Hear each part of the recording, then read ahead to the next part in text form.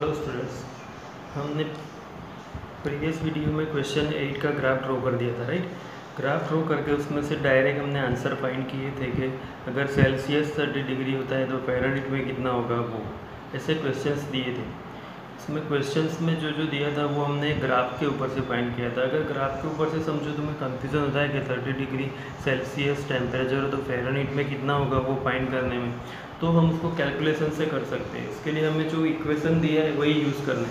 ये इक्वेशन दिया है, देखो उसमें सेकंड नंबर में क्वेश्चन था कि 30 डिग्री सेल्सियस टेम्परेचर हो तो वो फ़ारेनहाइट में कितना होगा। तो करना कुछ नहीं है, ये जो फॉर्मूला दी है उसमें सेल्सियस 30 डिग्री सी की जगह पे क्या लेना है, 30 डिग्री, क्या लेना है 30 डिग्री। तो देखो therefore F is equal to 9/5, ये सेकंड वाला क्वेश्चन है जो क्वेश्चन आंसर्स दिए आपके उसमें सेकंड वाला। और C इज इक्वल टू हम लेंगे 30, क्या लेंगे 30 प्लस 32, तो 5 6 30, ये कैंसिल हो जाएगा। अब ये दोनों का मल्टीप्लाई तो 54 9 6 प्लस 32 इज इक्वल टू क्या आया 86। तो फ़ारेनहाइट में कितना हो जाएगा 86। बस वही हमने जो ग्राफ से आंसर फाइंड किया 30 वाला, तो यहाँ पे क्या मिला था 86, राइट।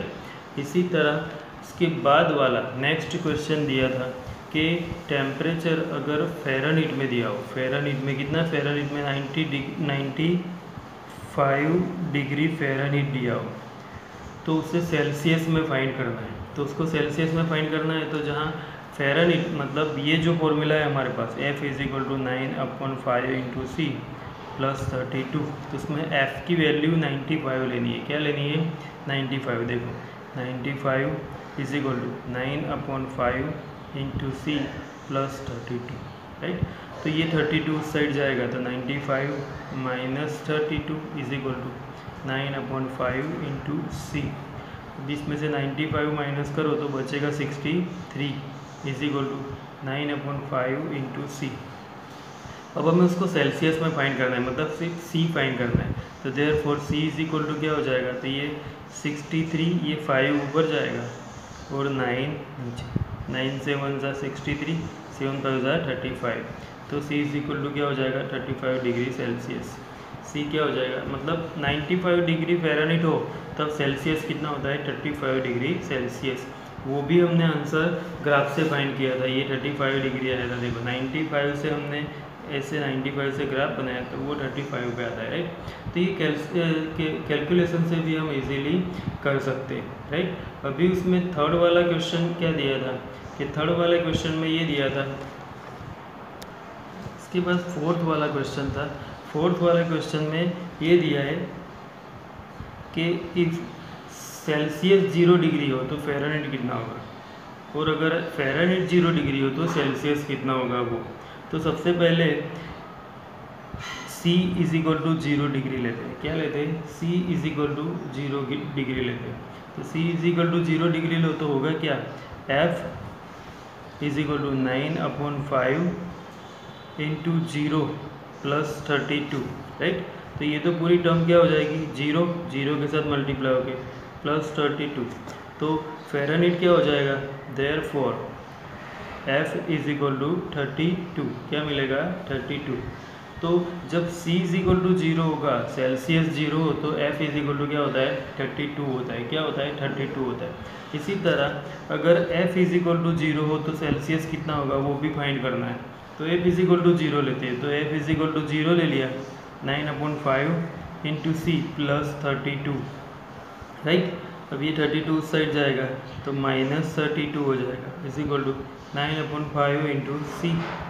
तो therefore C is equal to क्या हो जाएगा, तो माइनस 32 मल्टीप्लाई 5/9, ये रेसिप्रोकल हो जाएगा, अपोजिट साइड में जाएगा।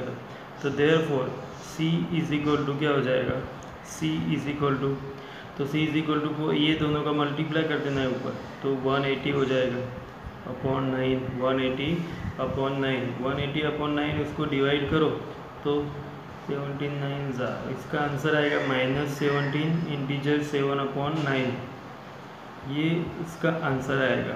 तो ये जो आंसर मिलेगा वो जब फ़ारेनहाइट 0 डिग्री होगा तो ये इतने डिग्री सेल्सियस होगा, C की वैल्यू इतनी आएगी, F इज इक्वल टू 0 होगा तब। ये कैलकुलेशन करना है।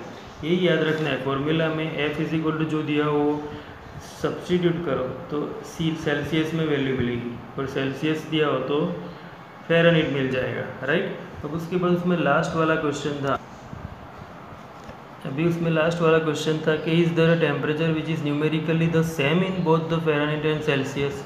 सेल्सियस और फ़ारेनहाइट का भी सेम हो सकता है, अगर यस तो what is the temperature in Celsius, तो अगर है तो वो फाइंड भी करना है। तो सबसे पहले तो ये फिफ्थ वाले का आंसर ये लिखेंगे कि यस ये इक्वल हो सकता है, ये फिफ्थ नंबर है, राइट, ये इक्वल हो सकता है। अब ये दोनों इक्वल कब होता है, तो हमें पता है कि temperature which is numerically the same in both the Fahrenheit and Celsius, ये होना चाहिए, ये फ़ारेनहाइट में भी और सेल्सियस में भी सेम होना चाहिए। तो इसका मतलब क्या होगा कि वो पॉइंट कौन सा होना चाहिए, -40 मतलब एफ और सी दोनों -40 आना चाहिए। ये टेम्परेचर पे इक्वल होता है, क्यों कि हमने ग्राफ में देखा है। देखो हमने जब ग्राफ ड्रॉ किया था तो यहाँ पे ये इस साइड से -40 और ये -40 ये इक्वल होता है, राइट। तो यहाँ से थोड़ा आइडिया मिल जाएगा कि ये टेम्परेचर पे दोनों सेम होता है। बट फिर भी हमें कैलकुलेशन से करना हो तो हम क्या करेंगे, तो हम इसमें इक्वल करना है, एफ और सी को इक्वल करना है, राइट। तो जो फॉर्मूला दी है F is equal to 9/5 into C plus 32, right. तो ये दोनों को इक्वल करना है हमें, तो हम क्या करेंगे, एफ इज इक्वल टू सी लिख देते हैं। क्या लिख देते हैं, सी। एफ इज इक्वल टू हमें क्या लेना है, सी करना है, दोनों इक्वल करना है। तो एफ की वैल्यू में सी ले लेता हूँ, देखो यहाँ सी, क्योंकि हमें दोनों को क्या करना है, इक्वल। तो सी वैल्यू रखो 9/5 इंटू सी प्लस 32, दोनों इक्वल कब हो गए वो पूछा है, तो हमने पहले से दोनों को इक्वल ले लिया, तो वैल्यू क्या मिलती है वो देखनी है। अब ये दोनों सी हमने कर दिए, तो ये -32 इस साइड ले लेता हूँ और सी वाली टर्म सेम टाइप पे कर देता हूँ, सी माइनस सी, ऐसे हो जाएगा, राइट। तो अब क्या करना है, देखो -32 is equal to 9/5 into C minus C. तो अब ये -32 एज इट इज़, अब ये दोनों का माइनस करना है, तो ये 9/5 है, 9/5 -1, इसका कोएफिशिएंट 9/5, ये 1 सी है, तो सी कॉमन निकालो, 9/5 -1 हो जाएगा, तो 9 - 5/5, तो 4/5 होगा, क्या होगा 4/5। तो ये क्या मिल जाएगा 4/5 सी, 4/5 सी। हमें वैल्यू फाइंड करनी है 4/5 सी, तो सी इज इक्वल टू क्या होगा, -32 × 5/4, 4 8 ज़ा, सी इज इक्वल टू 80, 8 5 ज़ा 40, सॉरी वो भी माइनस। तो ये दोनों एफ और सी इक्वल कब होंगे, जब सी की वैल्यू -40 होगी। तो टेम्परेचर -40 लो तो वो भी -40 आएगा, जब एफ इज इक्वल टू सी पहले से लिया है हमने, तो ये वैल्यू मिल जाएगी। तो हमने वही लिखा था आंसर में कि वो दोनों पॉसिबल है, यस दोनों इक्वल होंगे, और कब होंगे, तो -40 एंड 40 कोऑर्डिनेट्स पे फ़ारेनहाइट और सेल्सियस दोनों क्या होगा, इक्वल होगा, राइट। तो कैलकुलेशन ये इतना इंपॉर्टेंस नहीं है, पर फिर भी याद रखना है मेथड, राइट। शायद एक आध क्वेश्चन इसी में से कोई कैलकुलेशन करके कन्वर्ट करना पूछ ले फ़ारेनहाइट में से सेल्सियस में 1 मार्क्स में, तो ये काम लगेगा, राइट। ओके, अब नेक्स्ट टॉपिक पे जाते हैं। अभी देखो ग्राफ ऑफ स्पेशल इक्वेशंस। तो पहले तो हमारे पास स्पेशल इक्वेशन मतलब ये इक्वेशन जो होता है लीनियर इक्वेशन का स्टैंडर्ड फॉर्म है ax + by + c = 0। ये 2 वेरिएबल वाला है इक्वेशन। अभी इसमें कुछ कंडीशंस होती हैं कि इफ़ a = 0, c = 0, a = 0 मतलब ये 0 हो जाएगा, a = 0 तो ये टर्म पूरी कैंसिल हो जाएगी, c = 0 तो ये भी टर्म कैंसिल हो जाएगी, तो बचेगा क्या, y मतलब y के साथ कोएफिशिएंट होगा, समझो कि ऐसे दिया हो कि 3y = 0, राइट। तो y = भी क्या हो जाएगा, 0 ही हो जाएगा। जब भी ऐसा हो मतलब y को रिड्यूस करो तो 0 ही मिलेगा। तो द इक्वेशन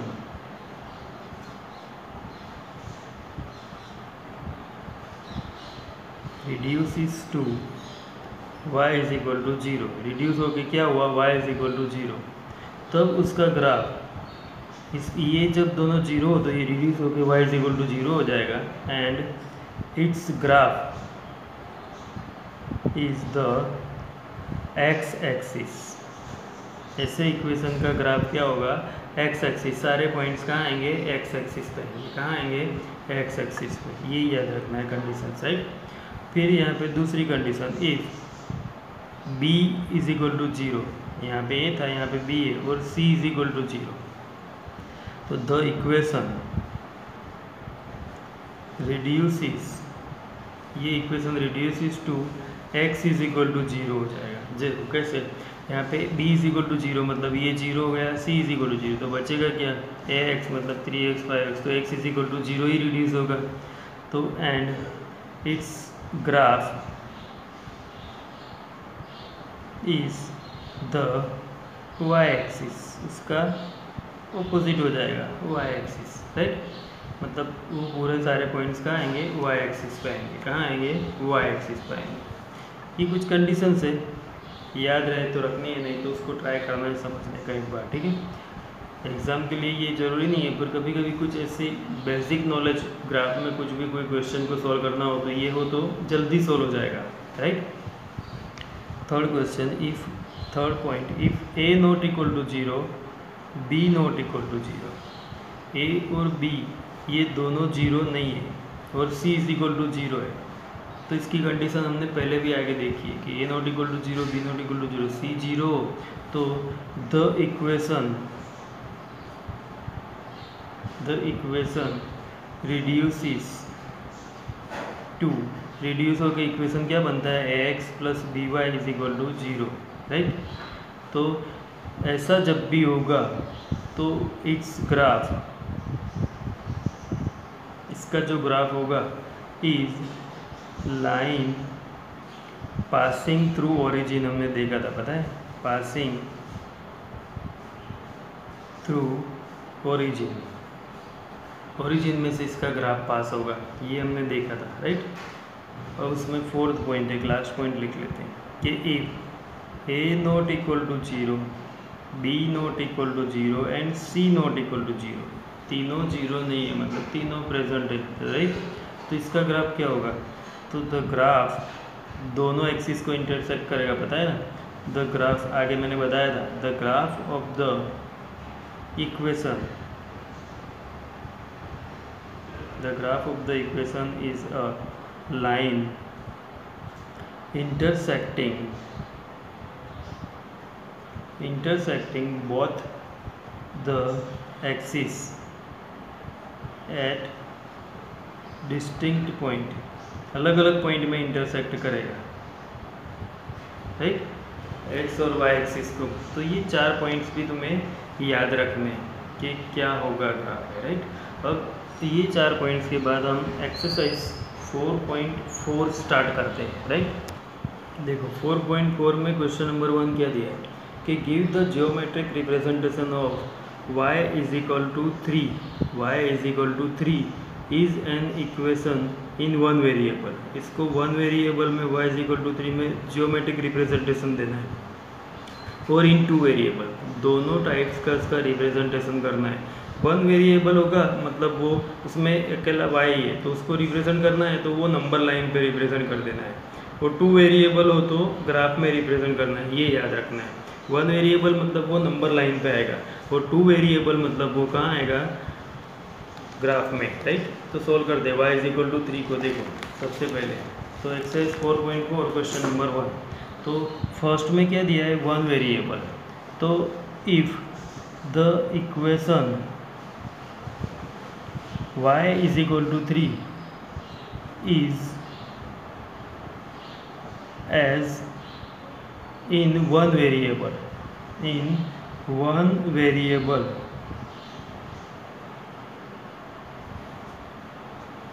अब ये वन वेरिएबल में हो तो इतना ही लिखना है कि उसको रिप्रेजेंट करना है। तो its graphical representation is a point, इसका जो ग्राफिकल रिप्रेजेंटेशन होगा, its graphical representation is a point, वो एक पॉइंट होगा, right. y is equal to 3 मतलब वो पॉइंट है, उसमें कोई कोऑर्डिनेट्स नहीं है, एक ही पॉइंट है, तो उसको पॉइंट है, तो उसको कैसे रिप्रेजेंट करना है, तो उसको सिर्फ नंबर लाइन पे रिप्रेजेंट कर देना है। ऐसे नंबर लाइन ड्रॉ करेंगे हम, और ये 0 1 2 3 4 5 -1 -2 -3, राइट। अब हमें इसको नंबर लाइन पे 3 को रिप्रेजेंट करना है, तो ये 3 कहाँ है, ये रहा, यहीं पे y = 3, ये हो गया। अकेला एक ही पॉइंट दिया हो तो वो पॉइंट होता है, कोऑर्डिनेट्स दिए हो तो वो ग्राफ में जाएगा, राइट। अब इसको 2 वेरिएबल में रिप्रेजेंट करना है, क्या करना है, 2 वेरिएबल में रिप्रेजेंट करना है। तो 2 वेरिएबल में जब भी उसको रिप्रेजेंट करना हो तो क्या करोगे, देखो सेकंड इसको 2 वेरिएबल में रिप्रेजेंट करते हैं, तो पहले तो ये जो इक्वेशन दिया है इसे 2 वेरिएबल में कन्वर्ट करना पड़ेगा। तो 2 वेरिएबल में कन्वर्ट करना है, तो if equation y = 3 is treated, मतलब उसको कैसे ट्रीट करते हैं, एज एन 2 वेरिएबल, तो 2 वेरिएबल में लो तो वो क्या हो जाएगा, देयरफॉर x नहीं है तो 0 × x लिखेंगे प्लस y = 3, ये इक्वेशन बन जाएगा, राइट। फिर उसके सॉल्यूशन फाइंड कर देने हैं, तो उसके सॉल्यूशन फाइंड करते हैं, तो ये फॉर x = पहले x की वैल्यू लेते हैं अलग 0, x = 0 लो तो y = क्या हो जाएगा 3, y = क्या हो जाएगा 3।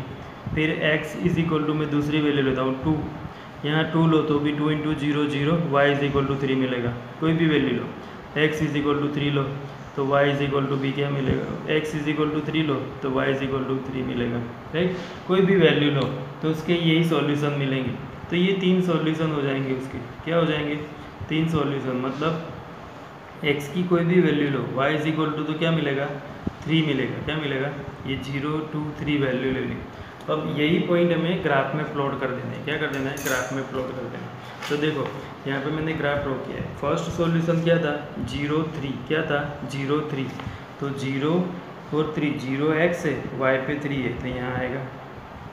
फिर दूसरा सॉल्यूशन था 0 2 3, तो ये 2 लिया, x तो y तो 3, फिर फोर्थ वन इज 3 3, तो 3x पे यहाँ पे भी 3 मिल गया, राइट। तो इसका ग्राफ ड्रॉ करो तो ऐसे मिलेगा, राइट। ये किसको, मतलब ये y = 3, y एक्सिस को परपेंडिकुलर हो जाएगा और x को पैरेलल, ये याद रखना है कि y = 3 जिसमें सिर्फ y दिया है वो y को परपेंडिकुलर होगा और x को पैरेलल, ये कंडीशन याद रखिए। इसी तरह x = 3 दिया होता तो वो यहाँ से x को परपेंडिकुलर और y को पैरेलल हो जाता। ये थोड़े बेसिक रूल्स याद रख लेना है, ओके।